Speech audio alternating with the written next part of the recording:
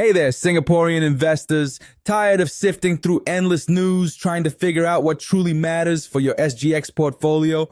Or maybe you're wondering how today's market moves impact your investments? Welcome to the Investing Iguana's Daily SGX Market Digest for Monday, July 7th, 2025. I'm Iggy, and in the next few minutes, I'm cutting through the noise to bring you the critical updates, hidden insights, and Iggy's unique take on exactly what happened on the SGX today and what it means for your money. No jargon, just clear, actionable intelligence you won't find anywhere else. The Investing Iguana is ranked 8th in the 2024 Influential Tigers by Tiger Brokers. We've crossed the 1 million mark for reads, and with over 900 videos and 500,000 watch hours, content is literally all I do. I also focus on regional and global economic trends, giving you that broader context. So, let's dive into today's most important SGX movements. You don't want to miss what's impacting your portfolio right now. Today's market saw some significant corporate developments that could reshape several key sectors, from food manufacturing to technology and real estate. Let's break down what really matters for your portfolio. First up, let's zoom in on Monte Pacific, ticker DMP, a major player in the food manufacturing space. The big story here is absolutely massive. The company expects to record a capital deficit on its balance sheet due to write-offs from its U.S. subsidiary Monte Foods, which filed for Chapter 11 bankruptcy protection just last week on July 2nd. This is huge news because as of January 31st, DMP's net investment value in its U.S. unit was a whopping $579 million US dollars. The counter ended Friday unchanged at 5.6 cents, but don't let that fool you. This story is far from over. Here's what makes this particularly concerning. Monte Foods accounted for more than 70% of the group's sales. Think about that for a moment. Losing control of a unit that generates most of your revenue is like losing your main engine mid-flight. The U.S. subsidiary owes Monte Pacific about $169 million in net intercompany loans. The company has clarified it won't guarantee any loans for the U.S. unit and has no contingent liability, but the financial impact is still going to be substantial. The bankruptcy filing came after Monte Foods faced secured debt of more than $1.2 billion. The California-based company had been struggling with changing consumer preferences as people moved away from canned goods toward fresh and organic options. A legal case earlier this year was settled in May with a loan that increased Monte's interest expenses by $4 million annually, adding to their financial burden. The silver lining here is that Monte Pacific's Asian operations, particularly in the Philippines, continue to perform strongly with resilient consumer demand. The company emphasized that its Philippine operations, along with other Asian subsidiaries, will remain stable and unaffected by the U.S. bankruptcy. This shows the strength of their regional diversification strategy, something that's becoming increasingly important in today's volatile global market. Moving on to our next major story, NanoFilm Technologies is making headlines in the advanced materials and technology sector. The big news here is they're acquiring the remaining 35% stake in Sidrogen from Temasek's unit, Venezio Investments, for 15 million Singapore dollars. This hydrogen technology solution provider has been a joint venture since July 2021, and now NanoFilm wants full control. The counter closed Friday at 63.5 cents, down 3.8% before this acquisition news broke. What's particularly interesting is that Sidrogen posted a net loss of 4.9 million Singapore dollars in 2024, yet NanoFilm is still confident enough to buy out their partner. This tells us they see serious long-term potential in the hydrogen market, a sector that's gaining massive government support globally as countries push toward net zero emissions. The transaction happens in two phases, $5 million in November 2025 and $10 million in November 2026. This staged approach shows careful financial planning and gives them time to integrate operations properly. NanoFilm's first quarter 2025 revenue grew 12% year-on-year to 44 million Singapore dollars, though gross profit margin was lower at 27% compared to 33% in the same period last year. The company has been investing heavily in capacity expansion and diversifying its footprint beyond China, which positions them well for this hydrogen economy bet.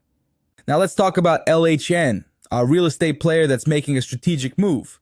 The company has proposed a voluntary delisting from Hong Kong Stock Exchange due to low trading volume and high costs. Over the past year up to June 30th, their average trading volume on the Hong Kong Exchange was just 64,366 shares. That's only 0.02% of their total trading volume across both Singapore and Hong Kong markets. Shares closed at 71.5 cents on Friday, down 0.7%. This move makes perfect sense from a cost efficiency standpoint. Why pay for a listing where nobody's trading your stock? The company noted that there has been little demand from investors in Hong Kong to drive liquidity in the shares, as evidenced by the limited number of shareholders and low trading volume. They're keeping their primary SGX listing, which shows they're focused on their home market where investor interest is stronger. The company also pointed out that it hasn't had the opportunity to tap the Hong Kong exchange for any secondary equity fundraising, making the dual listing even less valuable. Finally, we have MM2 Asia, the media company behind Cathay Cineplexes, and this one's a real survival story. The company is raising 14 million Singapore dollars through a massive share placement of 1.875 billion shares at just 0.8 cents each. Their shares closed 12.5% lower at 0.7 cents before this news. This is classic distressed fundraising. They need $7.5 million just to repay debts and liabilities, with the remainder going to general working capital. The cinema industry has been absolutely brutal post-pandemic, and this fundraising shows MM2 Asia is still fighting for survival. The announcement came after Cathay received a $3.4 million payment demand from the landlord of its shuttered gem outlet. The extremely low share price and massive dilution signal serious financial stress. If successfully placed, the 1.875 billion shares will represent about 22.3% of MM2's enlarged share capital. That's massive dilution for existing shareholders. All right, let's pull all of today's movements together into Iggy's daily market take. What we've seen on the SGX today, particularly with this mixed bag of corporate restructuring, strategic acquisitions, and survival fundraising, really underscores a crucial point for us retail investors. The most crucial takeaway today, in my opinion, is how quickly corporate fortunes can change, and why diversification across sectors and geographies matters more than ever. Del Monte Pacific's situation shows us that even established food companies with 139 years of history aren't immune to major disruptions when they're heavily dependent on one market. The shift in consumer preferences toward fresh and organic foods caught them off guard, and their heavy debt load made it impossible to adapt quickly enough. Today's movements underscore the importance of understanding the full picture behind corporate actions. NanoFilm's hydrogen bet could pay off big if the green energy transition accelerates, especially with governments worldwide pushing massive infrastructure spending in this sector. Meanwhile, MM2 Asia's fundraising shows the ongoing challenges in traditional media and entertainment. The cinema business model is still struggling to find its footing in a post-pandemic world where streaming has fundamentally changed how people consume entertainment. Think about how your current holdings align with these broader structural shifts in the economy. Are you overexposed to traditional sectors that might face disruption? Do you have exposure to emerging technologies like hydrogen that could benefit from the global energy transition? The key lesson here is don't just look at share prices. Dig deeper into the business fundamentals and strategic positioning. Companies that adapt and diversify tend to survive market storms better than those that don't. The Singapore market is also benefiting from recent regulatory reforms announced by MAS and SGX to revitalize the equities market. These include proposals to ease listing requirements and attract more companies to list locally.